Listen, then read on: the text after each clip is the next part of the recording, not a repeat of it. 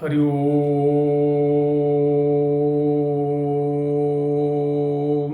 ओम पूर्णमद पूर्णमिदं पूर्णात् पूर्णम् उदिच्यते पूर्णस्य पूर्णमादाय पूर्णमेवावशिष्यते। ओम शांति शांति शांति। Hello everyone, myself Santosh Chaube and we are discussing about current affairs and in this series let's start today class। चलिए हम लोग आज की क्लास शुरू करते हैं। तो सीधे सीधे मैं आपके क्वेश्चन पे आता हूँ। आइए हम लोग यहाँ पे प्रश्न देखते हैं।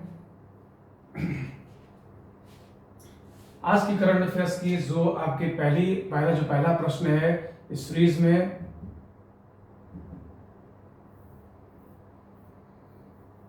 वह क्वेश्चन है कि संसद के मानसून सत्र में लाई जाने वाले डाटा संरक्षण विधेयक का संबंध निम्नलिखित में से भारत के संविधान के किस अनुच्छेद से है?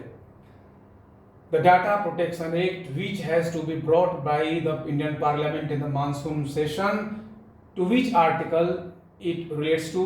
भारतीय संविधान किस अनुच्छेद से इसका संबंध है? ए है अनुच्छेद 19, बी है 20, सी है 21 और डी है 22। देखो अभी पिछले वर्ष क्या है कि पिछले वर्ष व्हाट्सएप ने फेसबुक पर भारत के कुछ लोगों के डाटा जो है वह क्या किए थे, उसने शेयर कर दिया था। और इस बात को लेकर के यह जो भारत में जो लोगों को निजता का अधिकार, राइट टू प्राइवेसी है, वह उनको फंडामेंटल राइट्स के रूप में स्थापित किया गया है। 2017 में भारत के सर्वोच्च न्यायालय ने कहा था कि जो लोगों के राइट टू प्राइवेसी एक फंडामेंटल राइट्स है, nobody can violate it, उसको किसी भी व्यक्ति को उल्लंघन करने का कोई अधिकार नहीं है। तो अभी भारत के सर्वोच्च न्यायालय ने इस मामले में भारत की सरकार से जब जवाब मांगा तो भारत की सरकार का यह कहना है कि 2022 में हम एक बिल लेकर के आए थे, जो बिल पास नहीं हो पाया था, तो हम फिर से इस बिल को फ्रेश मानसून सत्र में लाएंगे, जिस बिल का नाम है डाटा प्रोटेक्शन बिल 2022। तो यह जो डाटा प्रोटेक्शन बिल 2022 है, इस बिल का जो संबंध होगा बताना मैं चाहूँगा आपको कि यह जो बिल है, इस बिल का मुख्य उद्देश्य जो है लोगों के ऑनलाइन डाटा को सुरक्षित रखना। लोगों के ऑनलाइन डाटा सुरक्षित रखें, उसको कोई किसी शेयर न कर पाए, क्योंकि भारत में जो भारत में जो निजता का अधिकार है, जो राइट टू प्राइवेसी है, वो एक फंडामेंटल राइट्स है। अब सवाल यह है कि यह कहाँ पे फंडामेंटल राइट है? तो आप लोग पढ़ोगे आगे कि भारतीय संविधान का जो अनुच्छेद 21 है 21, ये कहता है कि nobody can be deprived of his life and personal liberty except the procedure established by law. विधि के द्वारा स्थापित प्रक्रिया को छोड़कर किसी भी व्यक्ति को उसके जीवन और दैहिक स्वतंत्रता से वंचित नहीं किया जा सकता। 2017 में जो पुत्तास्वामी का मामला था, उसमें सुप्रीम कोर्ट का यह निर्णय आया। सुप्रीम कोर्ट ने पुत्तास्वामी बनाम संघ के बाद में कह दिया कि जो व्यक्ति का दैहिक स्वतंत्रता का अधिकार है, वो दैहिक स्वतंत्रता का अधिकार में ही निजता का अधिकार था, राइट टू प्राइवेसी आता है। और मैं बताना चाहूँगा कि भारत में जो यह मानसून सत्र में जो यह बिल आएगा, इस बिल का जो संबंध होगा भारतीय संविधान के अनुच्छेद 21 के में जो कमिटमेंट है, जो प्रतिबद्धताएं हैं, उस प्रतिबद्धताओं की प्रतिपूर्ति के लिए इसको लाया जा रहा है। अब यहाँ पे मैं आपको कुछ बातें बताना चाहता हूँ, और ये बात यह है कि जो यह डाटा प्रोटेक्शन बिल आपका आएगा, तो इस डाटा जो प्रोटेक्शन बिल आएगा, यह बिल रिप्लेस किसको करेगा?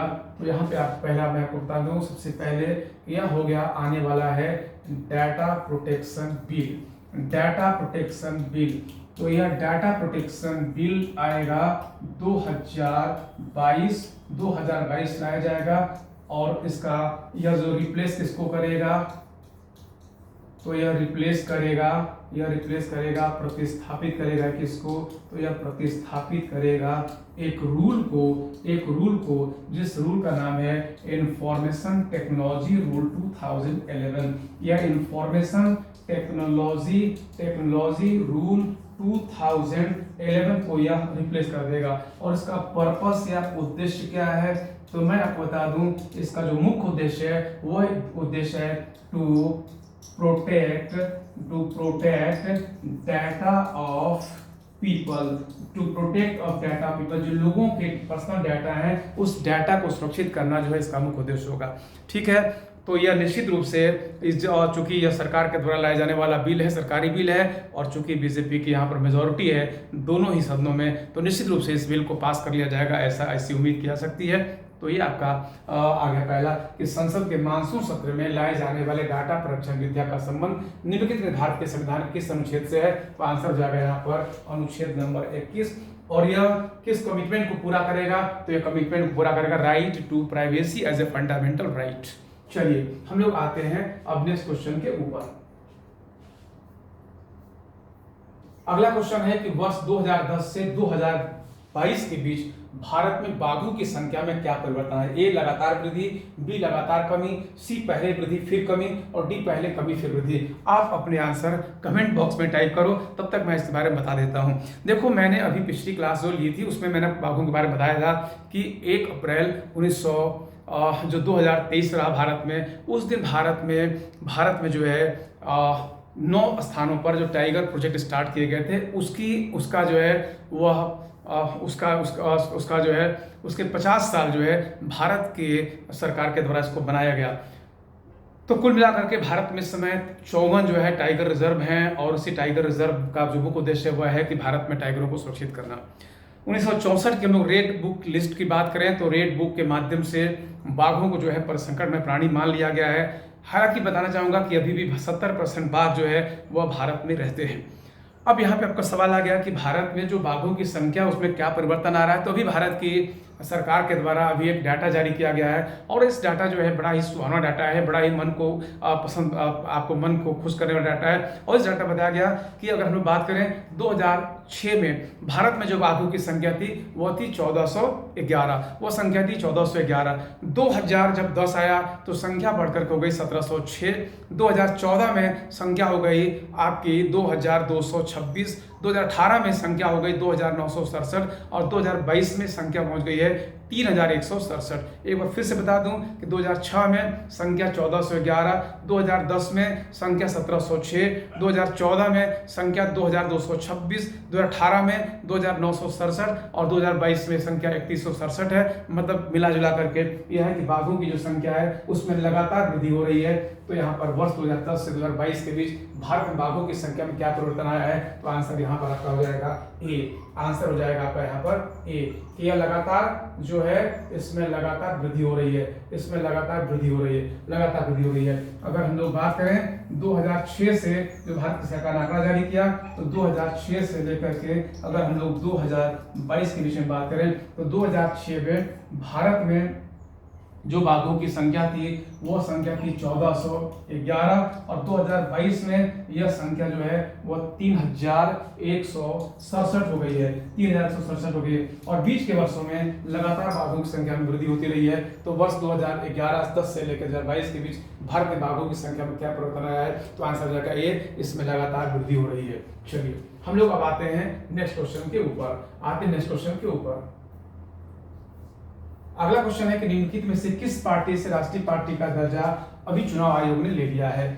फ्रॉम विच पार्टी और parties the status of national party has been snatched away by the Election Commission of India. निम्नलिखित में किस पार्टी से राष्ट्रीय पार्टी का दर्जा चुनाव आयोग ने लिया? ए है एनसीपी, बी है सीपीआई, सी है टीएमसी, और डी है सभी। आप अपने आंसर कमेंट बॉक्स में टाइप करो, तब तक मैं आपको इसके बारे में बता देता हूं। देखो, भारत में मल्टी पार्टी सिस्टम है, बहुदलीय भारत में प्रणाली है, और आपको इस जानकारी होनी चाहिए कि भारत की यह जो बहुदलीय प्रणाली है, इस बहुदलीय प्रणाली में अगर हम लोग बात करें तो कुल मिलाकर के 2858 भारत में पार्टियां हैं। इन 2858 पार्टियों में से भारत में जो पार्टियां हैं उसमें कुछ राष्ट्रीय पार्टी हैं, कुछ पार्टियां जो है राजकीय पार्टियां हैं, कुछ पार्टियां जो है अनरिकॉग्नाइज्ड पार्टियां हैं। तो अभी क्या हुआ कि जो भारत के चुनाव आयोग है, तो चुनाव आयोग ने देखो एक नियम जारी कर रखा है कि हर 2 चुनाव के बाद, अगर आपके असेंबली के चुनाव या आम चुनाव हो रहा है या फिर लोकसभा का चुनाव हो रहा है, तो हर 2 चुनाव के बाद क्या करती है कि वह किसी भी देखती है कि जो पार्टियां हैं वह पार्टियां एक क्राइटेरिया आपके बाद चुनाव आयोग के माध्यम से स्थापित किया गया है, उस क्राइटेरिया को वह फुलफिल कर पा रही कि नहीं कर पा रही है। तो जब इस क्राइटेरिया पर भारत के जो 2858 जो पार्टियां हैं, इन पार्टियों को उस पर उतारा गया, तो मैं बताना चाहूँगा कि भारत में सिर्फ 6 जो भारत में जो है सिर्फ और सिर्फ यहाँ पर जो है कुछ पार्टियां इस क्राइटेरिया को पार कर पाई, और बाकी बात जो पार्टियां क्राइटेरिया को पार नहीं कर पाई। मैं बताना चाहूँगा कि इस क्राइटेरिया वो क्राइटेरिया यह है कि पिछला जो चुनाव हुआ है उस चुनाव में जो पार्टी भारत के कम से कम 4 राज्यों में कुल वैलिड वोटों का 6% लेके आती है, उस पार्टी को राष्ट्रीय पार्टी का दर्जा दे दिया जाएगा, नंबर 1। या फिर वह पार्टी कम से कम 4 राज्यों में राष्ट्रीय पार्टी का दर्जा प्राप्त कर चुकी हो, या लोकसभा के चुनाव में उसने कुल वैलिड वोट का कुछ कुल जो है उसका जो है सीट है, उस सीट का उसने 2% प्राप्त किया, मतलब 11 सीटें। अगर लोकसभा में कोई पार्टी 11 सीट प्राप्त कर लेती है तो और उसने वह जो है 3 राज्यों में ऐसा उसने किया हो, तो ऐसा कुल मिला करके उस पार्टी को जो है भारत में नेशनल पार्टी का दर्जा दे दिया जाता है। मैं बताना चाहूँगा कि अभी भारत में जो आपका तृणमूल कांग्रेस है, जो कम्युनिस्ट पार्टी ऑफ इंडिया है, जो नेशनलिस्ट कांग्रेस पार्टी है, ये तीनों पार्टियां जो थी वह अभी तक राष्ट्रीय पार्टी का दर्जा उनको प्राप्त हुआ था, लेकिन अभी अभी इनसे राष्ट्रीय पार्टी का दर्जा जो है छीन लिया गया, क्योंकि यह उस क्राइटेरिया को मैंने जो क्राइटेरिया बताया वे उस क्राइटेरिया को फुलफिल कर नहीं पा रही है, और इस कारण से इन पार्टियों से जो है वह राष्ट्रीय पार्टी का दर्जा जो है वो छीन लिया गया है। इन पार्टियों से जो है वो राष्ट्रीय पार्टियों का जो है वो दर्जा छीन लिया गया। अब ये भारत में राष्ट्रीय पार्टियां नहीं है, और भारत में राष्ट्रीय पार्टियों में एक नई पार्टी जुड़ गई है जिसका नाम है आम आदमी पार्टी। आम आदमी पार्टी को राष्ट्रीय पार्टी का दर्जा देने का पीछे मैं बताऊं आपको कारण यह है कि जो गुजरात की विधानसभा का चुनाव हुआ उसमें आम आदमी पार्टी ने 13% सीटें पाई, आपको 13% वोट पाया।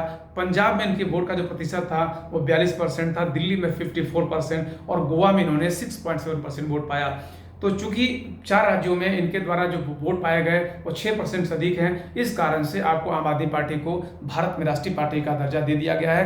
तो यहाँ पे आपका निम्नलिखित में से किस पार्टी से राष्ट्रीय पार्टी का दर्जा चुनाव आयोग ने ले लिया है, तो उत्तर हो जाएगा नेशनलिस्ट कांग्रेस पार्टी, दूसरा हो गया कम्युनिस्ट पार्टी ऑफ इंडिया, तीसरी हो गई टीएमसी और चौथा हो गया सभी। तो यहाँ पर आंसर हो जाएगा डी, मतलब इन सभी पार्टियों से चुनाव आयोग ने राष्ट्रीय पार्टी का दर्जा भी ले लिया है। चलिए, अब इसी पर से मैंने चौथा क्वेश्चन बनाया है कि वर्तमान भारत की कितनी पार्टियों को राष्ट्रीय पार्टी का दर्जा प्राप्त है। How many parties have been given the status of nationalist party in India. देखो बताऊं मैं आपको कि भारत में जो मल्टी पार्टी सिस्टम है इसमें कुल मिलाकर 2858 पार्टियां हैं, जिनमें से जो 6 पार्टियां हैं इन पार्टियों को राष्ट्रीय पार्टी का दर्जा मिला हुआ है, और 57 पार्टियां ऐसी हैं उनको जो है वो मिला हुआ है आपको राजकीय पार्टी का दर्जा, और 2796 पार्टियां हैं जिन पार्टियों को जो है वो जो है रिकॉग्नाइज नहीं किया गया। जब किसी पार्टी को राजकीय पार्टी का दर्जा मिलता है, जिसको मान्यता प्राप्त पार्टी कहते हैं, तो उस पार्टी को उसकी पसंद के हिसाब से चुनाव आयोग के माध्यम से उसको चुनाव चिन्ह आवंटित किए जाते हैं। दूसरी बात ये होती है कि जो राष्ट्रीय या राज्य के द्वारा संचालित जो टीवी या फिर रेडियो या जो भी आपके कम्युनिकेशन के साधन हैं वहाँ पे उनको टाइम अलॉट किया जाता है। साथ ही साथ जब चुनाव होने लगते हैं तो उनसे यह समय के बारे में पूछा भी जाता है कि चुनाव जो है जिसमें कराया जाए कि नहीं कराया जाए। तो कुल मिला के जो मान्यता प्राप्त पार्टियां हैं उन पार्टियों को काफ़ी चुनाव आयोग के माध्यम से तवज्जो दिया जाता है। तो बताना चाहूँगा आपको कि भारत की बात करोगे तो भारत में इस समय जो है जो 2858 मैंने पार्टियां बताई, इन पार्टियों में से 6 पार्टियां हैं जिनको मिला हुआ है आपको राजकीय पार्टी का दर्जा। तो कौन कौन सी पार्टी हो गई, तो मैं आपको यहाँ पे समझा दूं।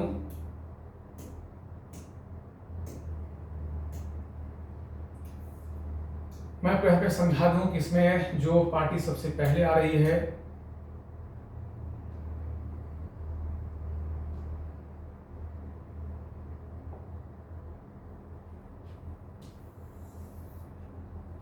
तो देखिए, एक तो आपको सबसे पहले हो गई आम आदमी पार्टी। 2011 में जो आम आदमी पार्टी है, 2011-12 में आम आदमी पार्टी जो है वो उसकी स्थापना की गई थी। और आम आदमी पार्टी जिसने बताया कि 4 राज्यों में उसने अभी जो चुनाव हुए उसमें उसने 6% से अधिक वोट प्राप्त कर लिया, और इस कारण से उसको मिल गया है नेशनल पार्टी का दर्जा। तो एक तो आम आदमी पार्टी हो गई। दूसरी पार्टी आपकी बीजेपी है, भारतीय जनता पार्टी। तीसरी जो है वह है बीएसपी है, बहुजन समाजवादी पार्टी। चौथी जो है CPI Marxist party, communist party of India Marxist जो हो गई, ये तीसरी पार्टी हो गई। चौथी जो पार्टी आपका 5वीं जो पार्टी हो गई वो आपका इंडियन नेशनल कांग्रेस हो गई, और 5वीं जो पार्टी है वो आपका नेशनलिस्ट आपका पीपल पार्टी हो गई। तो इंडियन नेशनल पार्टी हो गया, इंडियन नेशनलिस्ट पार्टी हो गई। तो यह जो पार्टियां हैं इन पार्टियों को मिला हुआ है आपको इन पार्टियों को दे दिया गया है आपको राष्ट्रीय पार्टी का दर्जा। तो इस तरीके से आप याद रखें कि भारत में जो 6 पार्टियां हैं, आम आदमी पार्टी यह जो है पार्टी 2012 में इसकी स्थापना की गई थी। बीजेपी हालांकि जनसंघ ग्रुप में काम कर रही थी, लेकिन भारतीय जनता पार्टी ग्रुप में यह जो है 1980 में पार्टी आई। बीएसपी की स्थापना आपकी 1984 में की गई है। सीपीआईएम जो है यह 1984 की पार्टी है। इंडियन नेशनल कांग्रेस भारत की सबसे पुरानी पार्टी है, आपको पता ही है कि यह जो पार्टी 1985 की पार्टी है। तो इस प्रकार से जो पार्टी आप देख रहे हो, इन सभी पार्टियों को 6 पार्टियों को भारत में राष्ट्रीय पार्टी का दर्जा प्राप्त हुआ है। ठीक है, तो वर्तमान में भारत की कितनी पार्टियों को राष्ट्रीय पार्टी का दर्जा प्राप्त हो गया? तो यह हो गया 6। और अगर पूछा जाए किसको किसको भी दर्जा हटा दिया गया, तो यहाँ पर आपको जो आंसर हो जाएगा वो आंसर हो जाएगा जिसको हटाया गया है उसको तृणमूल कांग्रेस है, दूसरा आपका नेशनलिस्ट कांग्रेस पार्टी है, और तीसरी जो पार्टी है वह आपकी पार्टी है communist party of India, CPI. चलिए अब हम लोग आते हैं नेक्स्ट क्वेश्चन के ऊपर। अगला क्वेश्चन है कि वर्तमान में भारत किस देश से सबसे अधिक कच्चे तेल का आयात कर रहा है? From which country India is exporting the maximum of crude oil? Bharat किस देश से सबसे अधिक कच्चे तेल का आयात कर रहा है? ए रूस, बी सऊदी अरब, सी इराक और डी है कुवैत। आप अपने आंसर कमेंट बॉक्स में टाइप करो। देखो तेल के ऊपर ही पूरी दुनिया में मचा हुआ है खेल, मैं कहना चाहूंगा। तो यह तेल बड़ा ही इंपॉर्टेंट है, लेकिन जब हम लोग 2017-18 की बात करें तो भारत जो है वो सबसे अधिक आपका इराक से तेल मंगाता था। लेकिन जब जैसे जैसे समय बीता वैसे वैसे जो है चीज़ें बदलती रहती हैं, और जब यूक्रेन और इसका रूस का युद्ध हुआ तो यूरोप के अधिकांश देशों ने यूक्रेन से तेल लेना बंद कर दिया। तो यूक्रेन जो है रूस जो है बहुत सस्ता तेल देने लगा और भारत ने जो है इसकी शिफ्टिंग कर ली। अब मैं बताना चाहूँगा कि इस समय अगर हम बात करें तो वर्तमान में भारत किस देश सबसे अधिक तेल आयात कर रहा है, तो इसमें आंसर आपका हो जाएगा ए मतलब रूस। भारत जो है इस समय सबसे अधिक तेल आयात कर रहा है वो रूस से कर रहा है 1 नंबर पे। दूसरे नंबर पर आ गया है सऊदी अरबिया और तीसरे नंबर पर है इराक। तीसरे नंबर पर इराक। भारत जो है सबसे अधिक तेल आयात कर रहा है रूस से, फिर दूसरे नंबर पर सऊदी अरब से और तीसरे नंबर पर इराक से। तो आपके 5वें क्वेश्चन का जो आंसर हो गया वो हो गया रूस। चलिए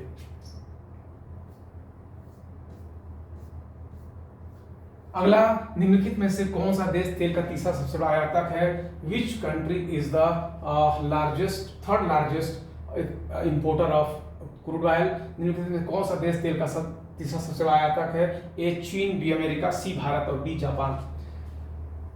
देखो मैं बता दूं कि अगर हम लोग तेल के आयात और निर्यात की बात करेंगे तो दुनिया में तेल का इस समय जो है सबसे बड़ा जो निर्यातक देश है वो सऊदी अरब है, सऊदी अरबिया है। और आपका यदि हम लोग बात करें तेल में आयात करने की बात, तो आयात में सबसे पहले नंबर 1 पर अमेरिका है, नंबर 2 पर चीन है और नंबर 3 पर भारत। भारत दुनिया का तीसरा सबसे बड़े तेल का आयातक देश है। तो यहाँ पर निम्नलिखित में से कौन सा देश तेल का तीसरा सबसे बड़ा आयातक है? तो यहाँ पर जो आंसर हो जाएगा वो हो जाएगा इंडिया अर्थात भारत। यह आंसर हो जाएगा इंडिया अर्थात भारत। तो यहाँ पर यह आंसर आपका हो गया सी मतलब भारत सही हो गया।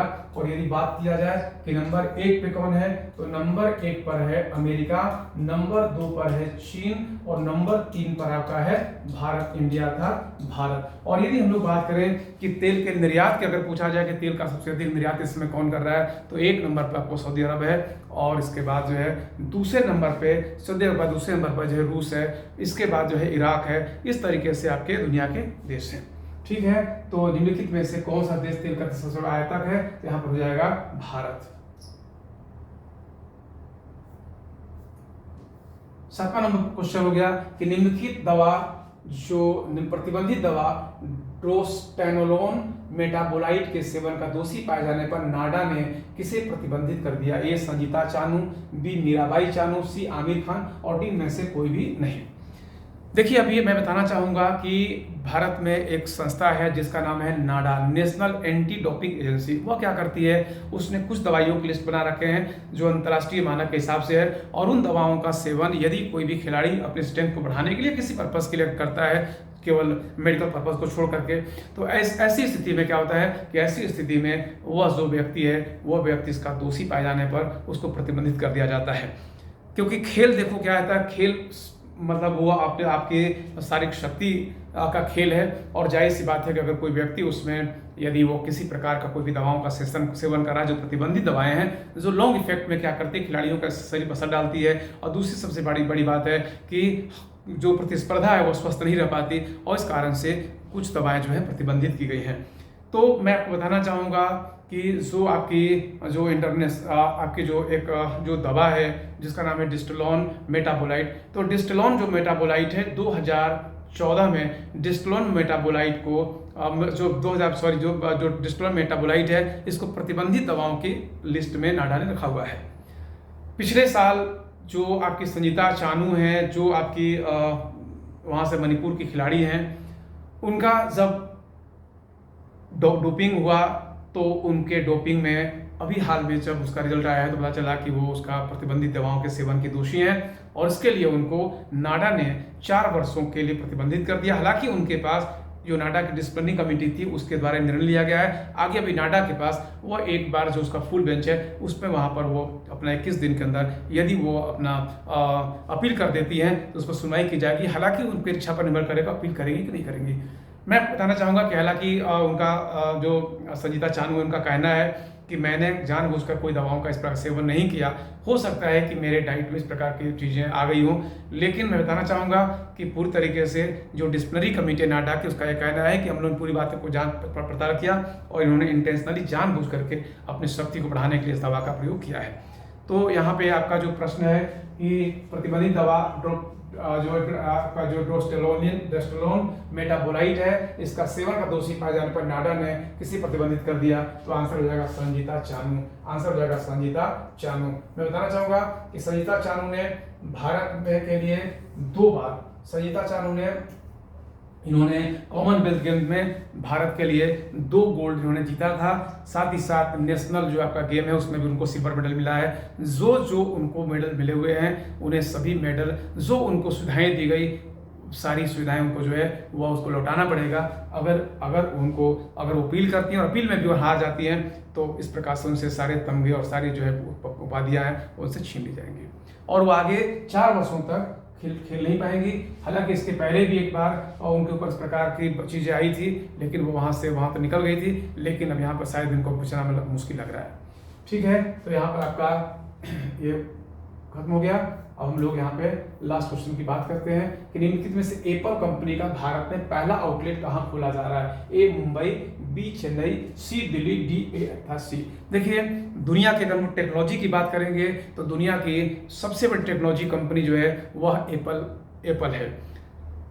एप्पल जो आपको मोबाइल फ़ोन इसी प्रकार से एप्पल के टैब और यह जो है वह लैपटॉप इत्यादि बनाती है। यह जो कंपनी है अगर हम लोग बात करें तो मोबाइल मार्केट कैपिटलाइजेशन के हिसाब से यह 394 बिलियन के साथ में इसका जो रेवेन्यू है यह दुनिया की सबसे बड़ी टेक्नोलॉजी की कंपनी है।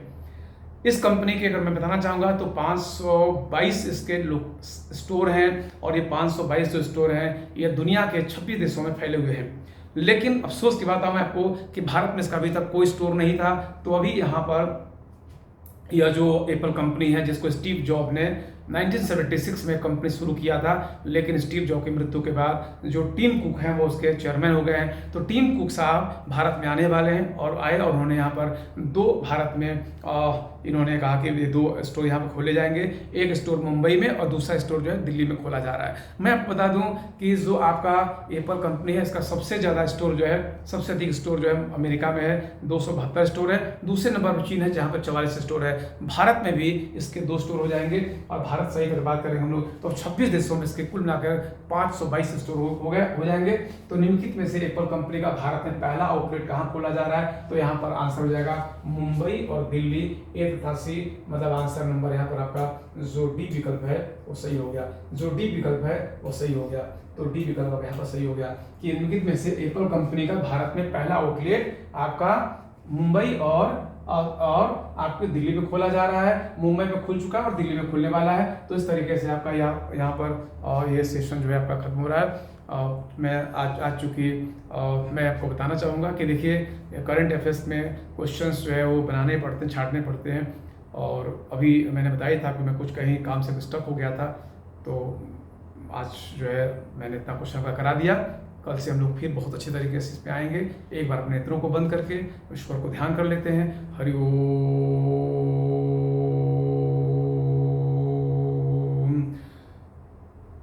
ओम सहना भवतु सहनो भुनक्तु सह वीर्यं करवावहे तेजस्विनो अवधितमस्तु मा विद्विषावहे। ओम शांति शांति शांति।